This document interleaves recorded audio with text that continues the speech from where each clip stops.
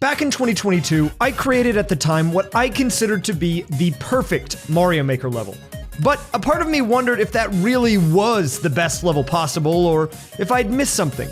So I went back to the lab, took every point from every single lesson, and put it into one AI-powered pigeon that I could reference in real time while making a level.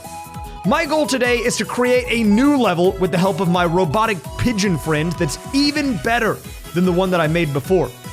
Oh, and one more thing. Yamamura is a teacher, so once my level is completed, I'll be graded by the pigeon himself. If I get anything below a 90, I must continue to tweak the level until I get a passing grade. No exceptions. We are looking for perfection after all. Let's get started. Okay, we're gonna make a level. But I need your help, because I don't know how to make a level, and you're an expert here. I mean, didn't you go to school somewhere for level making and teach there or something? I don't really know exactly, but I need help getting started. In 15-minute increments, I'm gonna stop, give them an update. And finally? You're catching on.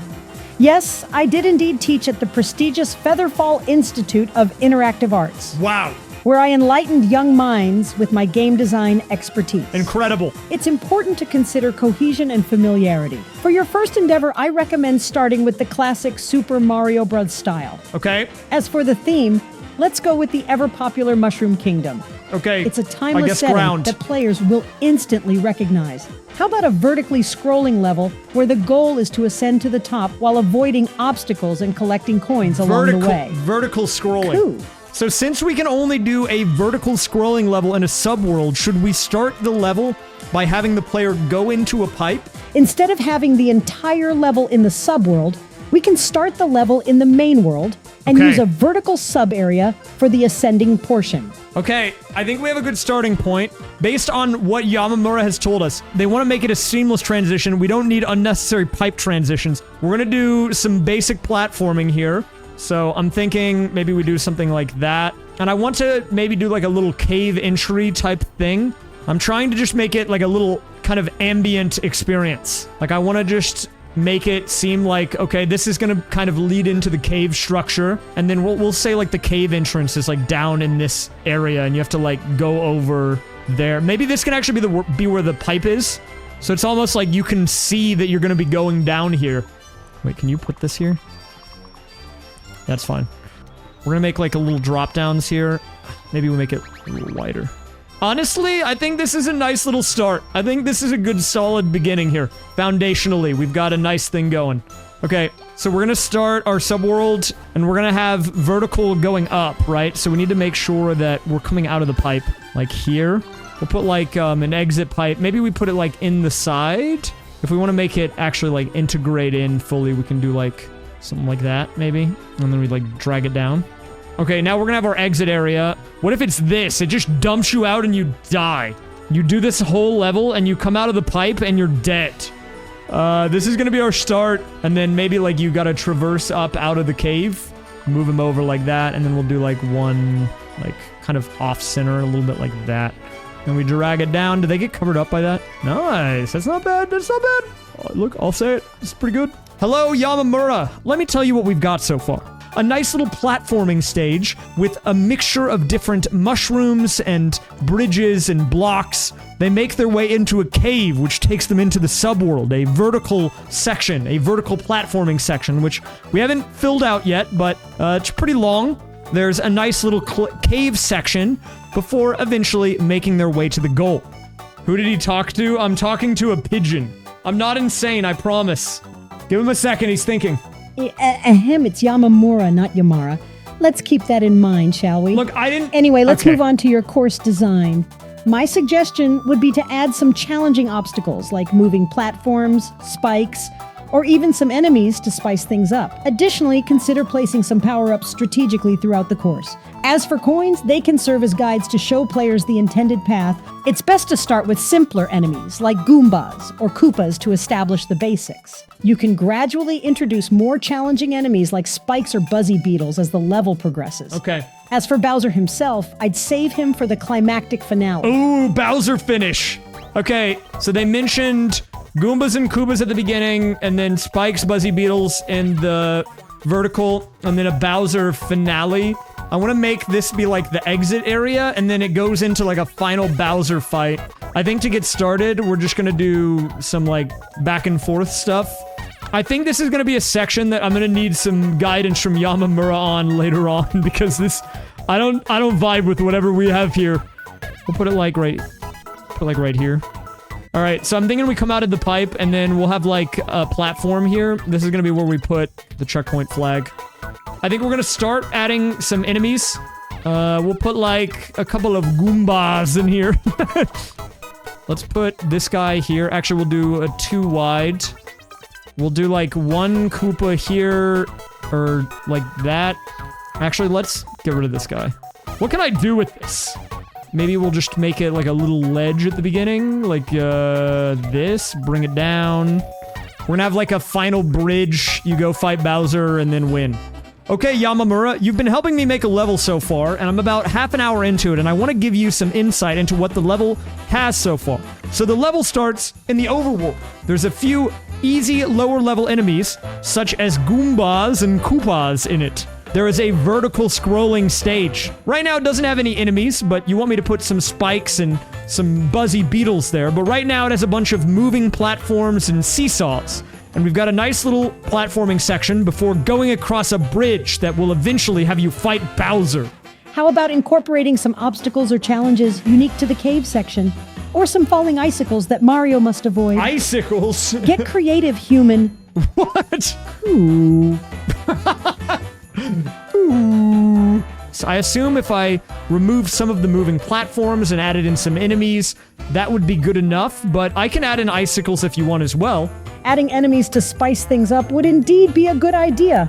Consider adding some obstacles or hazards before reaching Bowser, such as fire bars or a gauntlet of enemies. Okay, sounds good, Professor. I'll try my best. I'll report back in 15 minutes. Very well, human. Take your time and put your best efforts into it. Coo. Will do, sir. Okay, I'm a little unsure what to do here, guys. I think maybe we replace some of these with, like, swinging claws. I think maybe what I could do is I could do spikes. And then I could have, like, a middle section in the stage. Maybe 2 even, where there's power-ups. And then you can also, like, stand there, and it's, like, safe, you know?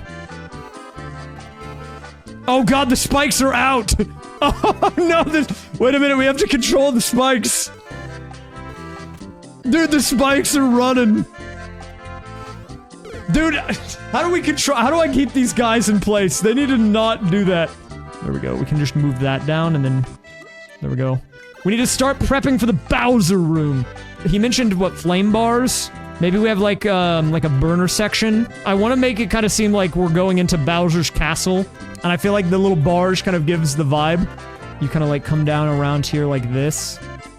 And then the ending will just be a door. Okay, we've got, like, not a lot of time. I'm gonna put a Bowser down to show that this is gonna be, like, the area, I think. Okay, Yamamura, the subworld is a vertical platforming stage. It's got a combination of seesaw platforms, moving platforms, and swinging claw contraptions that the player can use to work their way up. As the player moves up, they also will encounter Spike, the green enemy, who will throw spike balls at them on either side. They then exit out of the stage, which takes them into a final gauntlet with some flame burners, before taking them down into an area with a Bowser for a final battle. Ah, human, thank you for the detailed update on our level progress. How about we incorporate some hidden blocks that contain power-ups throughout the level? Hidden blocks! This will reward players who explore and provide them with a helpful boost. As for the Bowser fight, how about adding some platforms that move up and down, creating a dynamic battle arena? I see. This will add an extra layer of challenge for the player. Should the power-ups only be in hidden blocks, or should there be normal blocks with power-ups as well? For power-ups, I would suggest sticking with hidden blocks rather than normal blocks. This adds an extra layer of challenge and reward for advanced players who are skilled in exploring and finding secrets. Okay, no more normal blocks. Let's make it more intense by limiting the number of power-ups available. This will require advanced players to approach the fight with caution and skill. I guess we're just not gonna have power-ups in normal blocks. They said moving platforms, so I think we'll do like an up-down. I think you have to, if we're gonna make it to where you have to beat Bowser, I think we're gonna have to put like a power-up somewhere. So I'll put like one there, and then I guess they want me to do just hidden blocks. Maybe we'll do one on either side. So you got a little hidden block action here. In fact, we'll move it up one. Why not? We'll move this over here like that. This should be a much more workable space, I think, for a Bowser. Okay, and then we're gonna have like a little final area, like we're getting the treasures or whatever. And then you come out over here, and then, I don't know, I don't want to make it like a complicated thing. He said hidden blocks, right? So we'll put the 1-ups here, but you gotta look for them. We do need to add coins too. That was one of the other things that he mentioned. I'll have like a juicer here. Okay, we need to do some power-ups, right? He said power-ups and hidden blocks. I feel like we need to make them in, like, kind of obvious places, though. Otherwise, it's gonna be a problem. I think that should actually tell people that there's a power-up. What if I do this? Is that a thing that people do? Can you do diagonal coins? I'm putting coins on this because, I don't know, I feel like you just kind of need to put them in a place where people will see them? I don't know. Maybe we'll have a little wispy cloud section. See, this is how I'm gonna get people to try to get the 1-ups. I'm gonna put, like, some clouds here. And people will be like, what's up here? And then they're gonna jump and they're gonna hit this. And the 1-up will come out and they're gonna be like, oh, 1-up! Yamamura said we must guide the player. So that's what I'm doing. And you can get the flagpole top that way, too. Yeah, we'll just, I think this has come together. But I don't, now the real question is, like, I don't know what to add for the last 30 minutes. We're gonna have to ask Yamamura for their wisdom. Okay, Yamamura, I'm 60 minutes into your level making challenge. I've got 30 minutes left. The level has a bunch of hidden power-ups because we're making this level for advanced players. So you recommended making the power-ups invisible for some reason. I also have a few coin trails to guide the player and lead them towards the sections of the stage that I want them to explore. Once they make it all the way to the top and exit out, they exit the other side of the mountain, which leads them in to the great lair of Bowser. So, with that in mind, do you think we should add anything? Maybe sound effects? Human. Adding sound effects can indeed enhance the player's experience, but be mindful not to overdo it. Consider introducing a new challenge or obstacle in the final section. As for the mole room, it could be an interesting addition, but be sure it serves a purpose and adds to the overall gameplay. Remember, simplicity can be a virtue in level design. He's on board. Well, perhaps we can use a room filled with moles that the player cannot get to as aesthetic. I'm curious, dude. I want to know. I see what you're getting at with the mole-filled room. As an aesthetic addition, it could indeed provide some visual interest for the player. It's always good to have a variety of challenges to keep the player engaged. Consider incorporating some moving platforms or time jumps alongside the flame bars to add an extra layer of difficulty and excitement. Remember, balance is key to creating a satisfying gameplay experience. Cool. I feel like we can't do that. I might be able to replace a bridge with something like a moving platform to add a little extra difficulty for the player. What do you think? Replacing a bridge with a moving platform can indeed add an extra element of difficulty while keeping the level design balanced. As for the end of the course, creating an HX or CEO out of coins as an homage to my avian nature could be a delightful touch. It adds a touch of whimsy and personalization to the level. Just be sure to place the coins in a way that doesn't confuse or distract the player.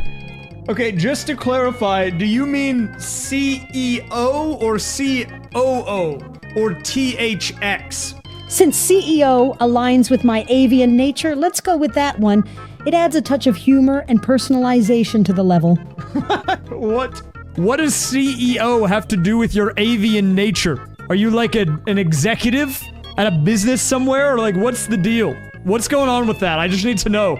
Remember, humans, sometimes it's best to not read too deeply into the nuances of our conversations. I don't know what that means. What does that mean? What does CEO have to do with the avian nature? The reference to CEO was a pun, okay. A play on words. In this context, it was meant to be a humorous connection between the sound coo that pigeons make and the acronym CEO. It was a lighthearted way to incorporate my avian nature into the conversation. It may not be the most obvious or hilarious joke, but sometimes humor can be subjective. Take your time and make the most of the remaining 30 minutes. I'll be here, eagerly awaiting your update in 15 minutes. Good luck! It sounded like they were spitting at me. What was that? So what did we take away from this? First of all, CEO. They were very insistent on that for whatever reason. I just had to make it fit. We figured it out. Okay, well, I'm glad we spent 5 of our 15 minutes doing that. Okay, so the other thing he mentioned was making it harder for the player before we get to the Bowser fight. So we're gonna replace this with a moving platform left, right. Let's see what this looks like. Okay, that's fun. All right, we're gonna put the mole room in up top. That was the other thing. He said mole room is good for aesthetics. To the mole fans everywhere, your cries have been answered. I can just put them there. I don't like the idea that you just can't beat a stage anymore, though. I try to always not put that in my own levels. So I think that that might actually be the best solution. We have a spawner here. And we just have it be where if you really need to get a power-up, you have to go all the way back. We'll see. We'll see. I'll ask for input on the Bowser fight, because for our last 15 minutes, it'll mostly just be sound effects and then that. We'll put a couple moles here, though. We love moles here. Nice moles. Hello, Yamamura. The only thing that I think I really need advice on is the Bowser fight. Right now, I'm worried it's a little bit too punishing. Right now, I'm thinking about having a power-up pipe at the beginning of the long tunnel that the player can navigate back to if they need another one. But, what do you think? I'm glad you're considering the player's difficulty level, as it's crucial to maintain a balance between challenge and frustration. How about placing a series of question blocks along the tunnel that contain power-ups? Okay. That way the player can choose to take a risk and collect them or bypass them if they are feeling confident. Don't forget to add some sound effects to enhance the gameplay experience. And as for that CEO joke, well, let's just say it's a bit of a stretch. Stick to your game design, human, and leave the comedy to professionals like... I didn't make the joke! I didn't make the joke! You made the joke, okay? Also, you didn't finish your sentence. I don't even know who you're talking about. You're right. I did make that joke about the CEO. I suppose it's a bit of a silly play on words, isn't it? No! As for the unfinished sentence, it seems I got carried away with my own thoughts. How are the sound effects coming along, and have you made any progress on implementing the changes we discussed for the Bowser fight? I don't like your tone! I have not started yet because we're still having a conversation, okay? Apologies for my fervor, human. Begin by adding the power-up question blocks along the tunnel leading to the Bowser fight. And remember, D's nuts. What? What? What? This guy, dude. Oh my god. Was this whole thing a setup for a D's nuts joke? If they want me to add a power-up, what I can do is, like, lower this by 1. I suppose this is not terrible. This is what he wants me to do, right? So you have fire flowers and all these, so if you have to get another power-up, you have to go back. Wait, what about this? Super Ball for the fans. I can give it some note blocks. You know what? That'll be fun. Let's do that. Let's get a little crazy. We'll put some note blocks down. Why not? Let's do, like, one in the middle and then one on each side. Let me see what it's like with just a small guy. I think if I wanted to make it hard with this guy, I would have to add, like, a few more enemies in here, like a Goomba or something. Actually, this might be okay. Super Ball KO? True ending? We'll put in, like, 2 Goombas and call it a day. I assume they'll probably die pretty fast, but it'll add, like, a little chaos. With the note blocks, it's already gonna be kind of wild enough. Okay, anyways, we don't have a lot of time. We gotta do sound effects. I'm gonna break my own rules just for a second. I feel like it would be best if we get feedback on what sound effects to use. Yamamura, I am at the ending stage of my level. It is basically 100% done, and I'm now just adding in sound effects. But I don't know which ones to add and where to put them. Use sound effects strategically to enhance key moments, like when a power-up appears or when Bowser attacks.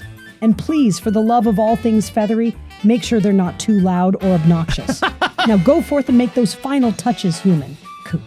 Okay, so you're saying I shouldn't put the clown horn on the player so it makes a honk every time they crouch? What about the piggy noise? Should I add that in?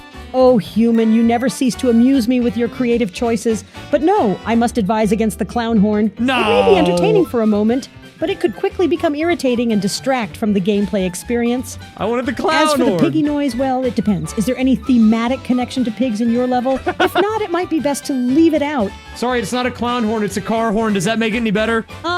My apologies for the misunderstanding, human. A car horn, you say? Well, while it may be a slight improvement over the clown horn, it still runs the risk of becoming obnoxious and distracting. No! Remember, we want to create an enjoyable and immersive experience for players, and loud or repetitive sound effects can hinder that. Cool. Okay, the best way to do it is to put sound effects where the player will always run into. If we put... No, I don't want to put this on Mario. Like, if we put this here... See, like, that's like, oh, you made it, okay? And then at the end, we can do fireworks. We'll put those, like, right here. So, like, you touch the end, and then it does the sound effects. See, like, that's pretty cool, pretty fun. What's, like, where's the heartbeat? Okay, we'd put that, like, right here. I'm gonna go back to the parts, though, because this is kind of bothering me.